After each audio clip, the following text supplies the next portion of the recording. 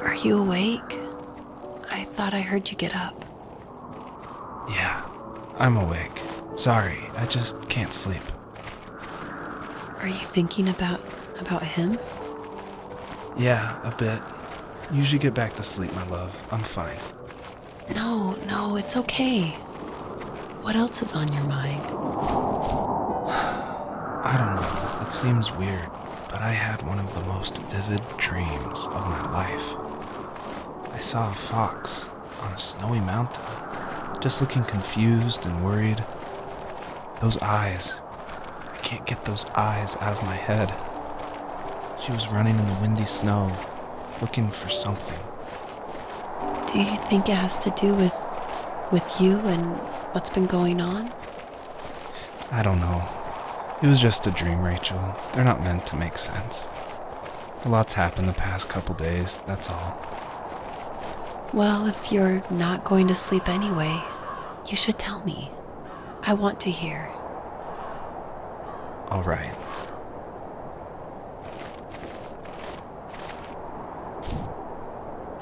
So, not far from her home, she followed that path to something unexpected.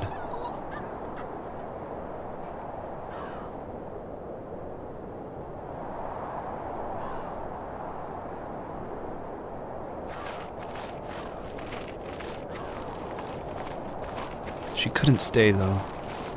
She had to find her other 2 children. So she took that path. She followed it towards something ancient. Something with answers.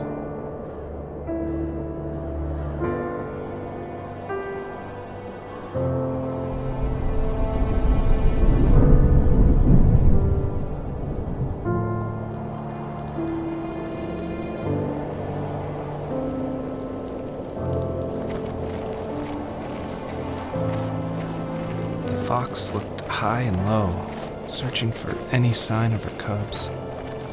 Points of light showed the way to this ancient tree. It was as if each one had a story to tell, all their own. The land was trying to tell my story, too. I felt like I was right behind her the whole time.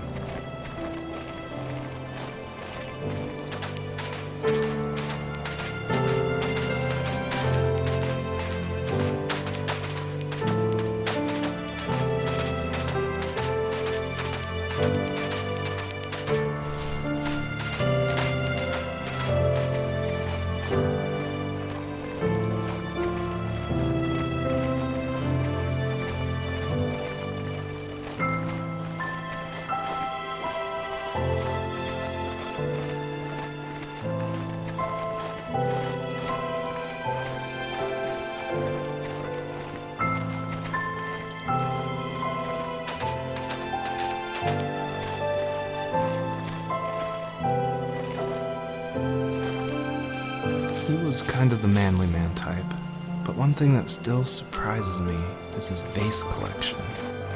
Some guys collect shot glasses of all the different places they were stationed at, but my dad wanted jars and pots. I think underneath his rough appearance, he was gentle, and he admired craftsmanship above all else. He never talked about the places he was stationed at, but he loved talking about how unique each piece of pottery was.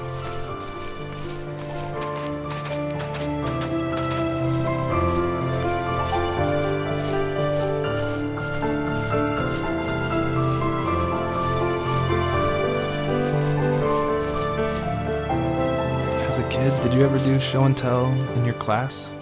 Yeah, I think I only did it once, when I was in the 4th grade. You know how my life was around then.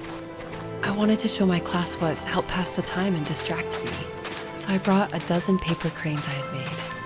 I think I told everyone how badly I wanted to be a bird and fly, embarrassingly enough. Don't be embarrassed. Every kid wants to fly. For me, it was another toy from my dad, a wooden boat.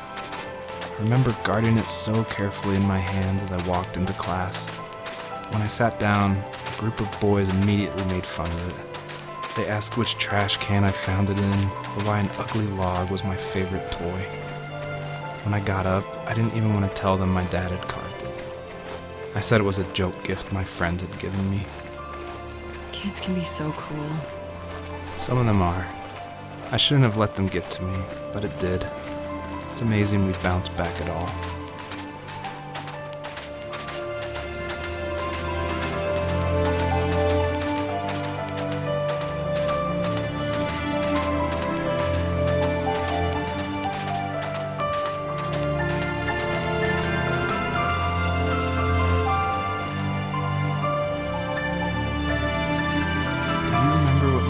Did for a living?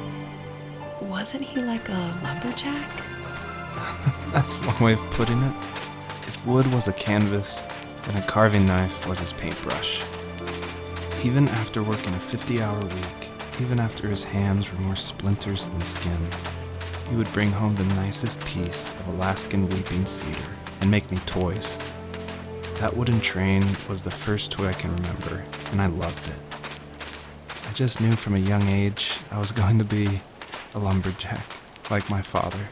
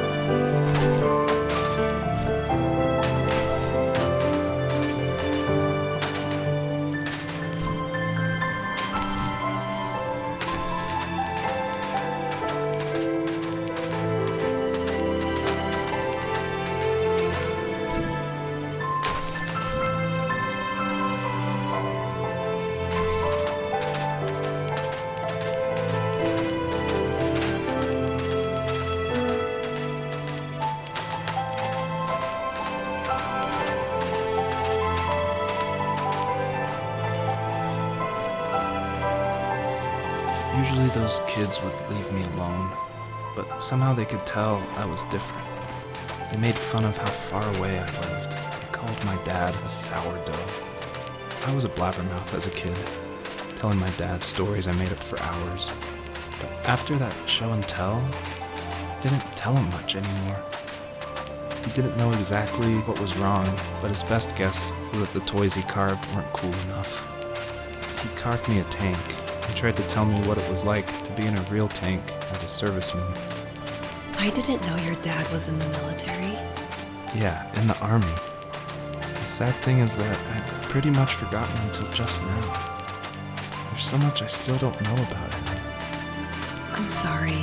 He knows how much you love him. You're going to see him again soon and have some closure, I'm sure.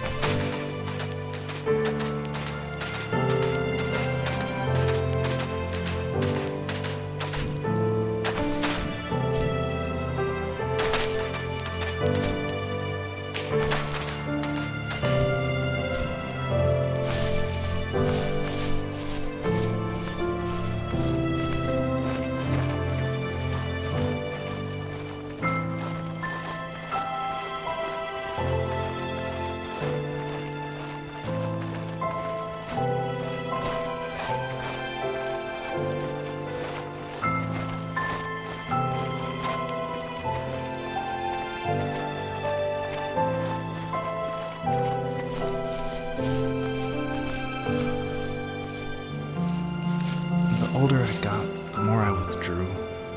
I asked myself, why talk to anybody anyway? Why bother when I'm happy by myself? I started drawing a lot, mostly animals I saw in the woods by my home. I then imagined designing my own hideouts with things like TVs and pantries full of chips and cookies.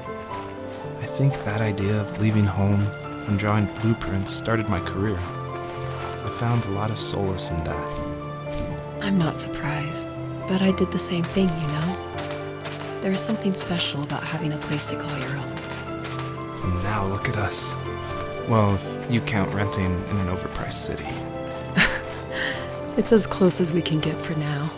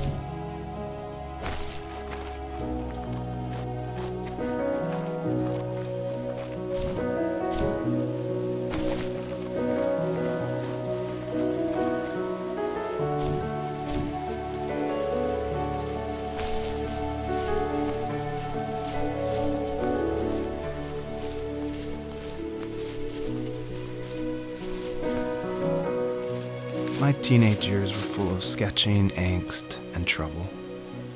I wasn't popular or unpopular. Maybe just forgettable. I guess that gave me a sense of freedom, so I hung out with crazy kids, doing crazy things, even though I mostly just watched the chaos ensue. We did it all. Put fireworks in mailboxes, hide roadkill in people's garages, break windows of the barber shop in Anchorage. My dad was furious, but he was so busy working he couldn't do much to stop me from going out. I think being an adult means there's no one to stop you making hard decisions. He had to make a living, and he couldn't be in two places at once. Yeah, I realize that now. But at the time, I was sure he was more interested in growing his business than what was going on with me.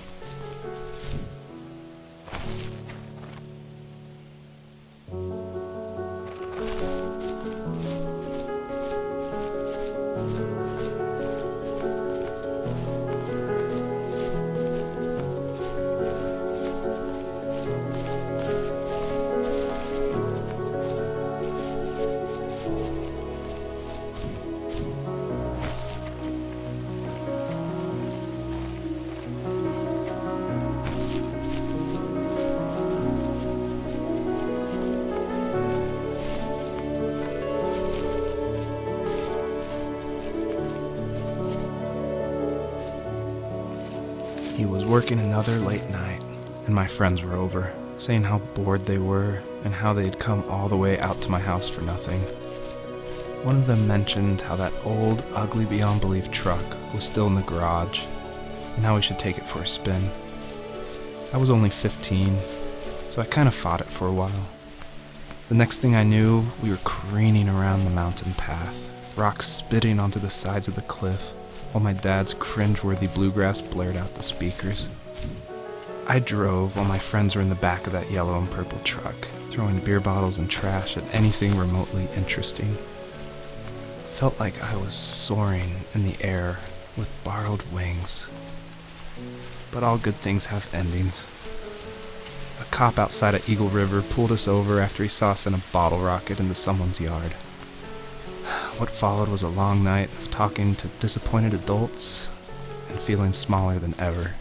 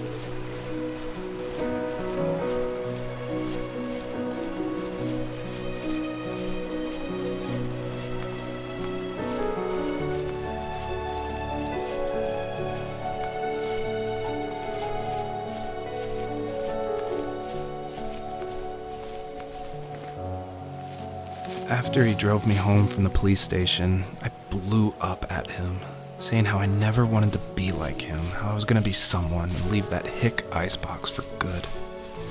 He just looked forward at the road with tired eyes. I took out that bluegrass tape from the cassette deck and chucked it out the window. In my sage teenage wisdom, I thought I had proved the ultimate point. But my dad had a different idea.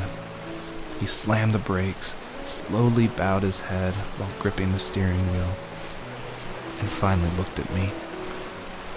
All he said, like it was a polite request, was, "Make this right."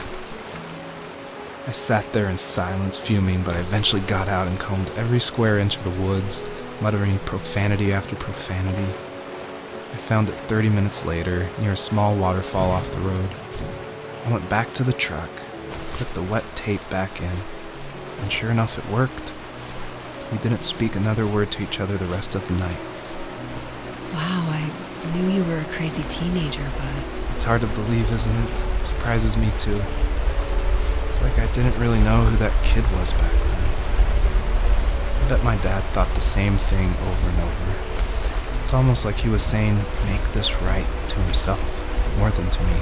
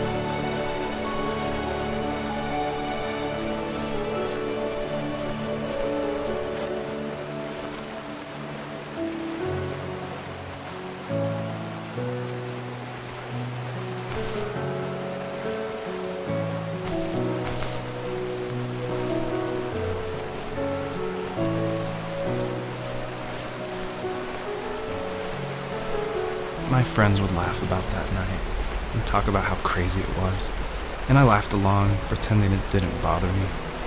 But it did. I imagined my friends growing old in the bush, unable to find that thrill in those godforsaken ice fields. It's like those mountains were a literal wall, keeping me from leaving, where all I would have to look forward to are lumber yards and evening beers. I had to climb over. That was my only goal for a long time. I miss that time in life when you didn't have to wear the right clothes or like the right things in school. I miss when every kid in class liked what was important to them, even if it was wooden boats or cartoon animal notebooks.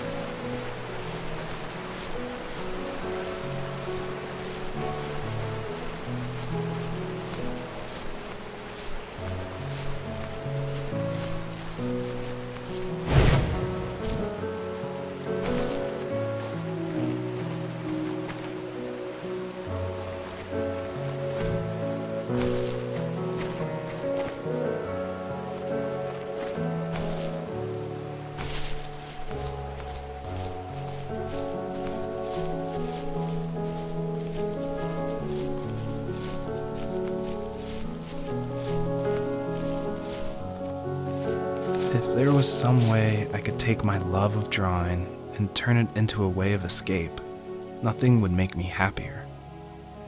I wanted to create instead of tearing trees down. I wanted to move to the lower 48, not because I hated it there in Alaska, but I hated the idea of it. It's like all of that spite inside me had created this monster which followed me around my whole teenage years. I put so much energy into doing what others didn't expect of me. Why did I do that? There's one fact you're forgetting, though. If you didn't have that fire in you, we probably would have never met. You're absolutely right. Maybe the destination is all that matters in the end. But then why am I awake? Why am I seeing this fox go on her journey? And why can't I stop thinking about my dad?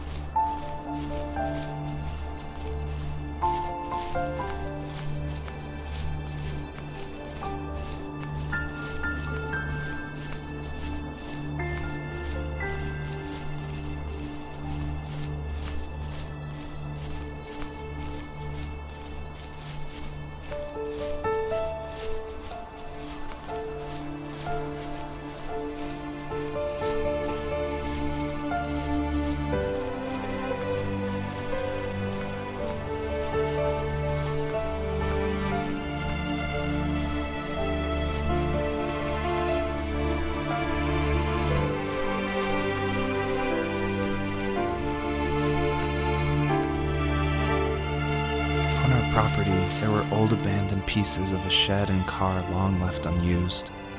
I used to ask him all the time who those people were that left all this junk, and I'm sure he got so tired of hearing it that he made up some elaborate stories how a brown bear ate them and haunted the woods afterwards.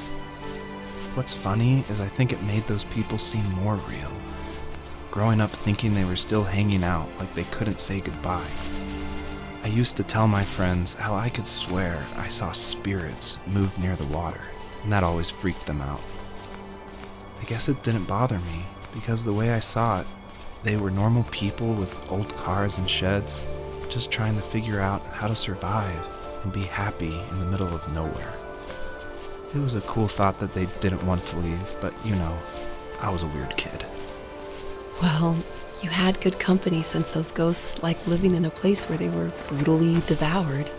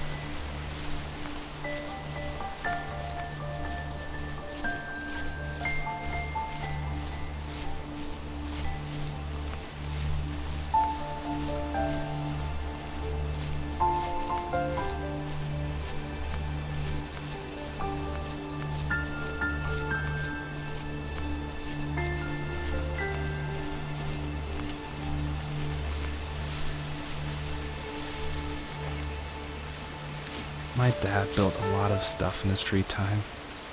If he wasn't watching fly fishing or reading Tom Clancy novels, he was carving something. He made tons of birdhouses. Not that he was into bird watching, but I think he really missed working and adding on to the home. If he couldn't afford the time to build onto our own house, he would have to settle with watching birds move into their little homes.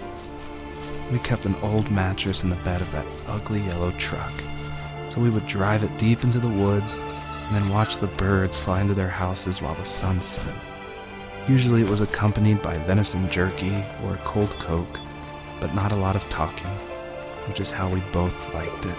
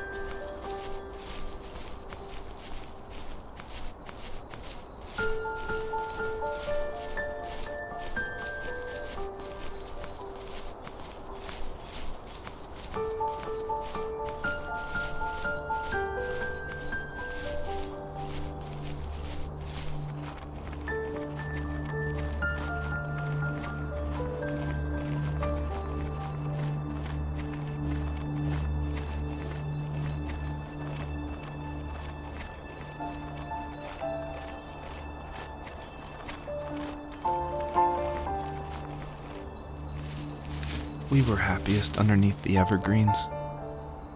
We decided it was time to finally map out the hundreds of acres we lived on just to pass the time during the summer. He was only free in the evenings, so I would spend the day wasting time on dial-up internet and sketching, and then we would rush into the woods, pen and map in hand, before evening fell.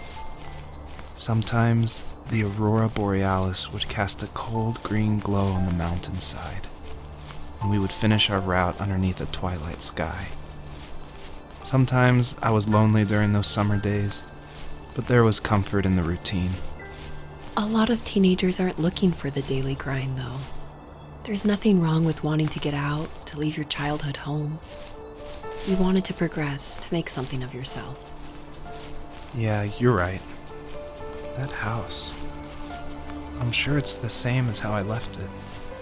But then why does it feel so different? I doubt you're the only adult to have looked back and asked that question.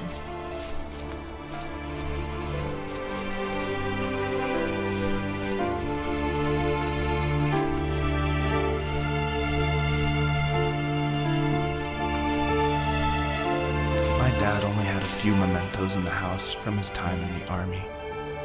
One was an old photo of his platoon, and the other was a pair of framed certificates.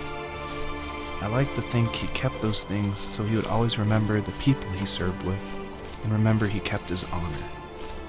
In his mind, every other memory wasn't necessary.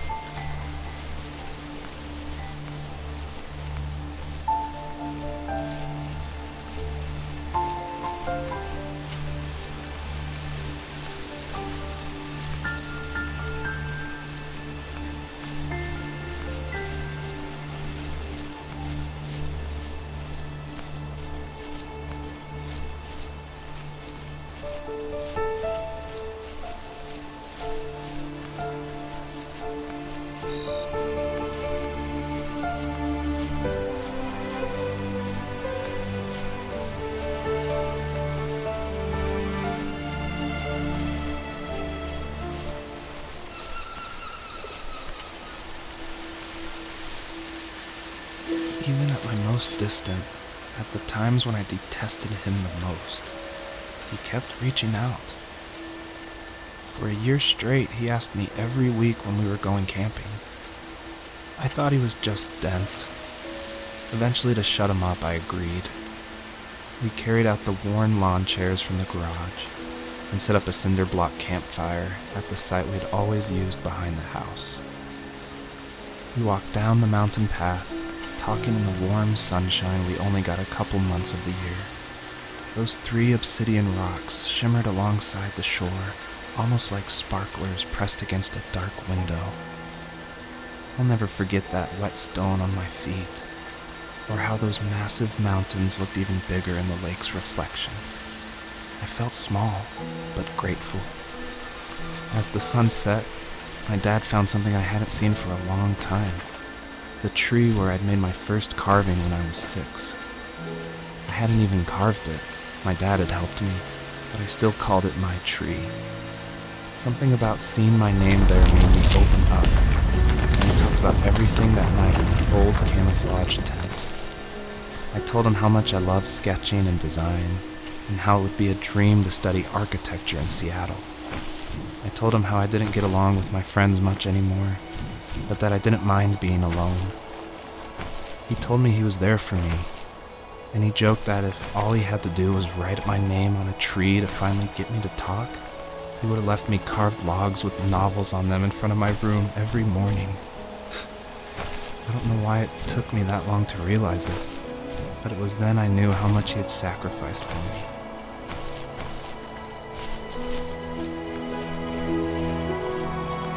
The perpetrator stood nearby, unfazed, like nothing was wrong. My dad is dead, and he's never coming back, Rachel. I can tell you these stories, but I can never reminisce with him again. He can never hold a grandchild that we'll probably never be able to have. I can never talk to him again, and I'll never be able to say I'm sorry for everything.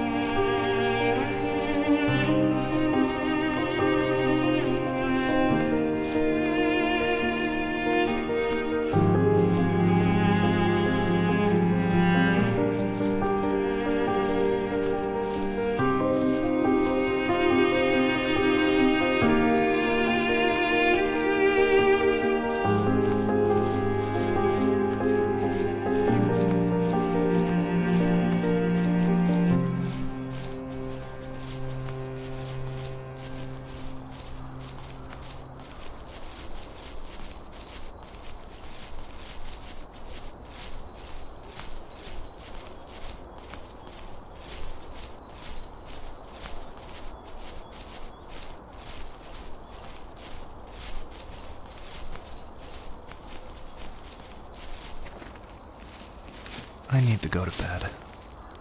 I just can't talk about this anymore. Good night.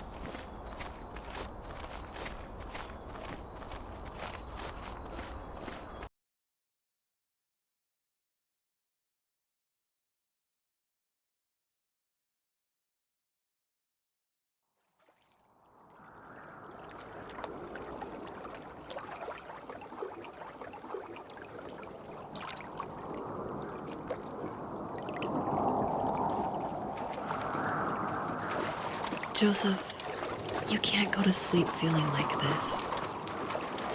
I'm sorry for everything, and I know you need space, but I'm here for you. You don't need to feel so lost.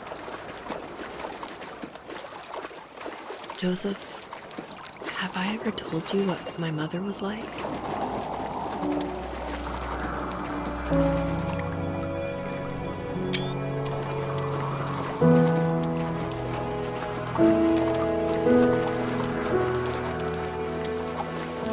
You know what it's like not to have a mom at home. And you know how hard that made my childhood. What helped me was watching the birds in the morning before the school bus came. I thought that my mother was one of those birds, and it made me want to be free like her. My mom taught me how to fold origami cranes while she was in the hospital. So I told myself I would fold one every day until I could fly myself. I think we both have always loved animals, and for me that love started with a dog. Sometimes this Rottweiler would come up to our property line and wait at the fence for me, but only once in a while. I was sure to check every day immediately after school, and it usually ended in disappointment. I would even steal money from my passed-out dad just so I could buy these off-brand dog biscuits. Even when she did stop by, she never went beyond the fence. Why was she so scared?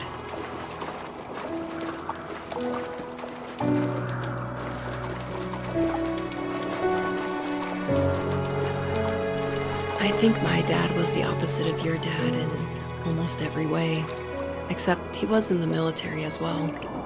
He coped with alcohol of every kind. The trailer started falling apart, he got angry, and I withdrew. More and more, I became the weird, quiet kid who made lots of origami birds and carried dog biscuits around. I think we were pretty similar when it came to being the weird kids. And that same sincerity in college was one of the reasons I was so drawn to you.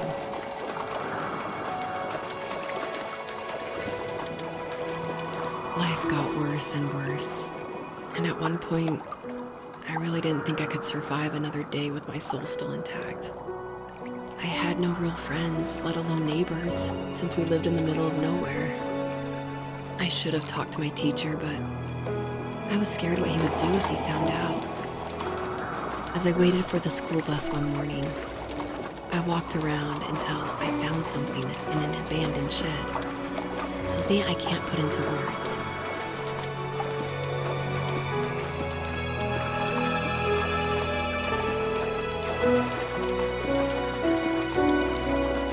I summoned courage I didn't know I had, and I broke into my dad's room and found the key to the shed where he had locked my bike. I'll never forget that feeling, of the wind rushing by my ears as the sun rose over fields of wheat. I was flying for the first time. I biked as far as my legs could take me until I found a house that felt friendly, and that felt like home. Those strangers helped me in so many ways. And if it wasn't for them, I wouldn't have found my foster family. And if it wasn't for my parents, I wouldn't have met you.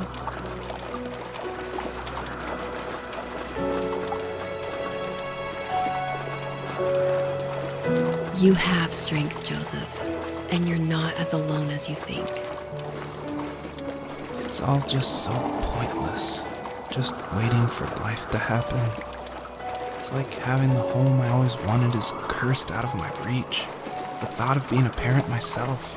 How could I do that when I couldn't even be a good son? I'm sorry. I know what you're saying. I just don't know how things will work out. These quiet hours will turn into years. We'll wonder which roads passed us by. Then we'll forge a new road together. Besides, I discovered for myself that one fateful morning where any hopeful road leads to. There may be thorns and mist, but it always leads to the same thing. And what's that? Family. I'm so glad that you're part of my family, Rachel. And I'm glad you're part of mine.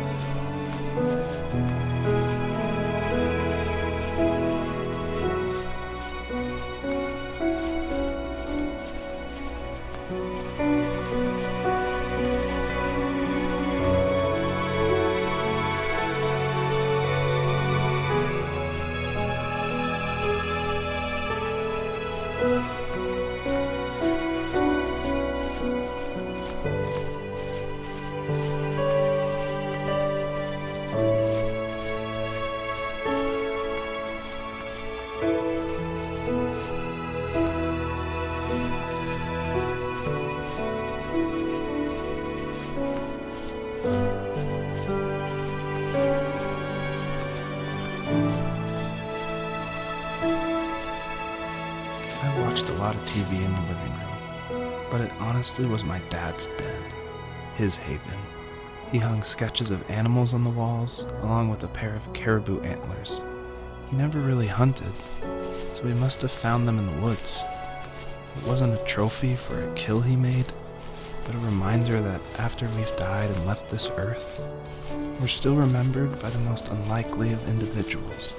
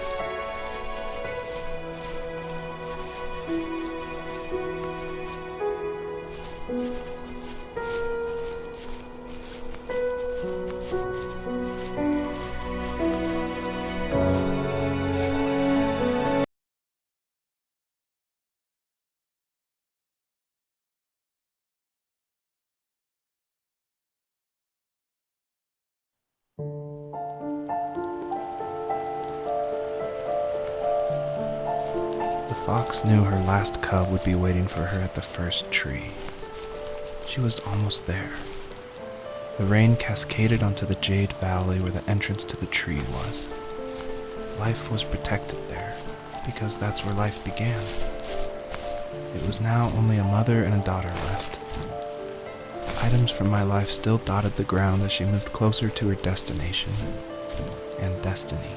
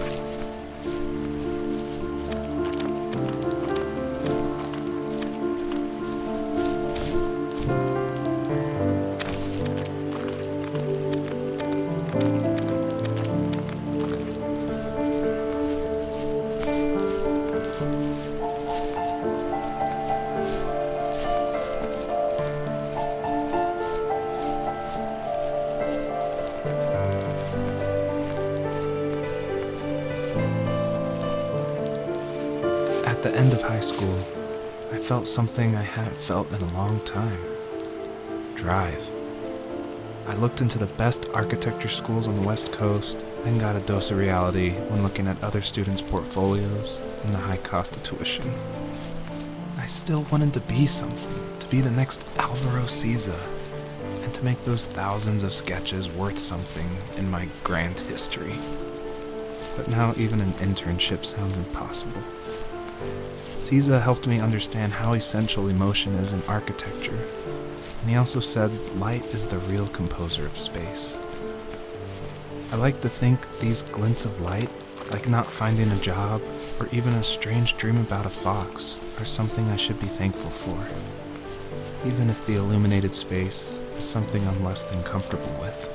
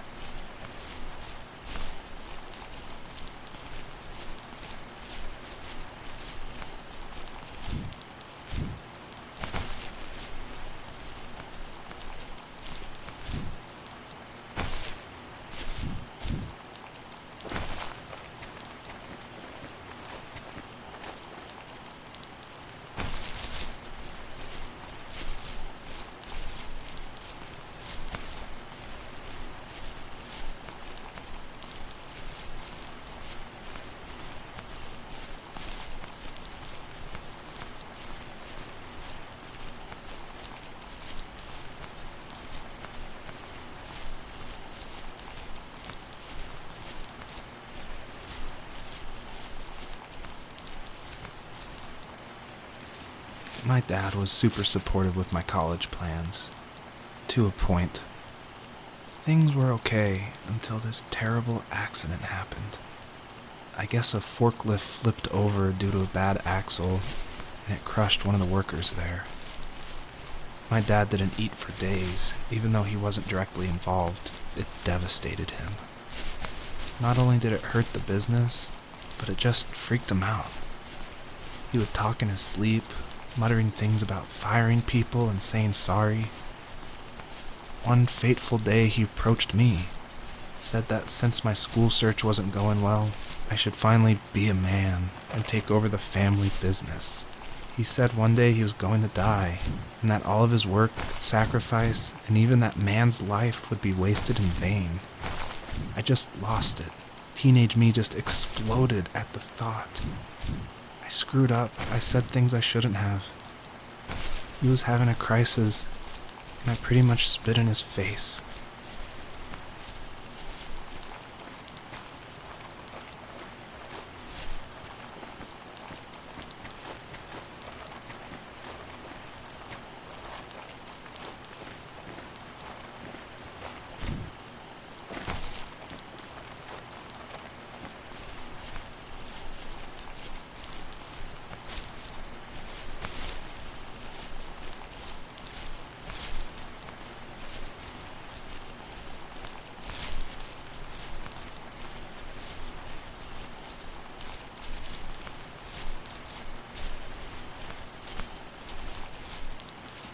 All of these memories, reminders from a time when having a shelter in the woods was all that mattered. Now the house is a tomb, ready to be abandoned and taken by the elements. It's not a tomb yet, but it can always be a memorial if you let it.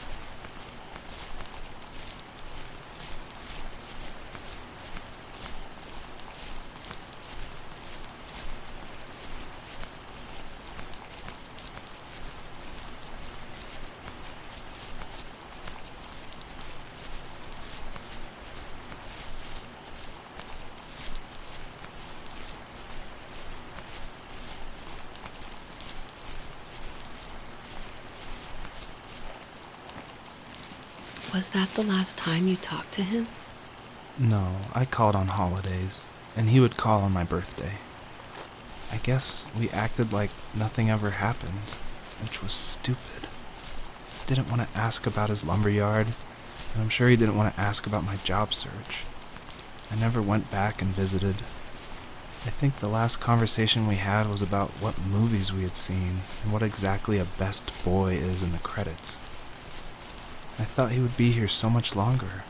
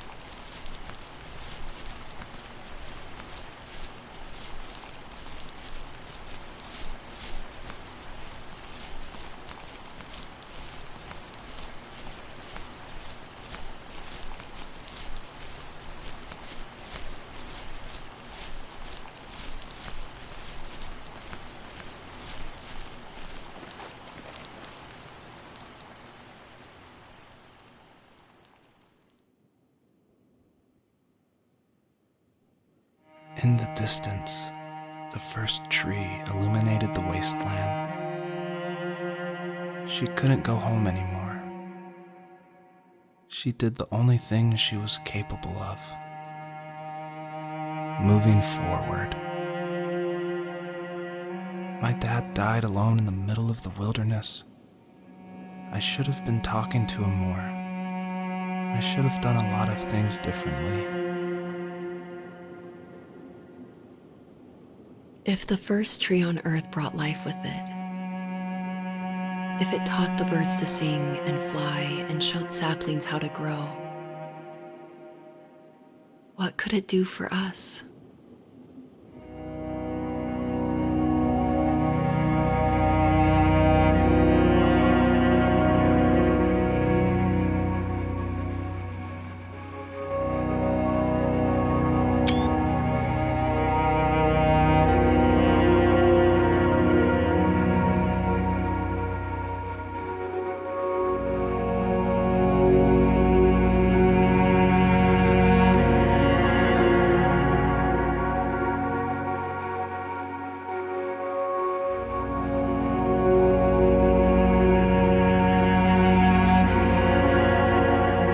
There was a letter I received yesterday from a name I didn't recognize, with a quote I can't stop thinking about.